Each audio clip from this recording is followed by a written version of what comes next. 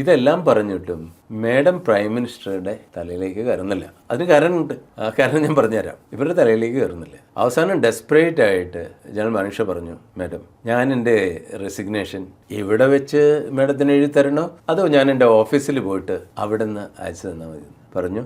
ഇദ്ദേഹം എഴുന്നേറ്റ് സല്യൂട്ട് ചെയ്തു പോവാണ്. പ്രൈം മിനിസ്റ്റർ ജനറലിനോട് പറഞ്ഞു, general come back, sit down, so when can you go?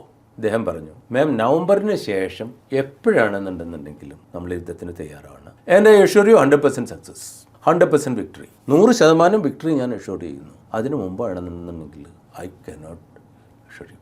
And ജയിക്കാൻ പറ്റാത്ത ഒരു യുദ്ധം, ജയിക്കാൻ പറ്റാത്ത ഒരു സേനയെ ഞാൻ ലീഡ് ചെയ്യില്ല. ഇങ്ങനെ പ്രൈം മിനിസ്റ്റർ അപ്പോൾ ഇങ്ങനെ നിർബന്ധിക്കാൻ എന്താ കാരണം? പ്രൈം മിനിസ്റ്റർ ശ്രീമതി ഇന്ദിരാഗാന്ധി അവർ വളരെ ഫോർസൈറ്റുള്ള ഒരു ലീഡറായിരുന്നു. She was a very brave lady, a very brave leader. പക്ഷേ പ്രൈം മിനിസ്റ്റർക്ക് രാഷ്ട്രത്തിനോട് പറയാൻ പറ്റുമോ നമുക്കിപ്പോൾ യുദ്ധം ചെയ്യാൻ പറ്റില്ല എന്ന്? കാരണം ആൾക്കാർ ഇങ്ങനെ ഇന്ത്യയിലേക്ക് വന്നുകൊണ്ടിരിക്കുകയാണ്, നമ്മളെല്ലാവരും സഫർ ചെയ്തുകൊണ്ടിരിക്കുകയാണ്.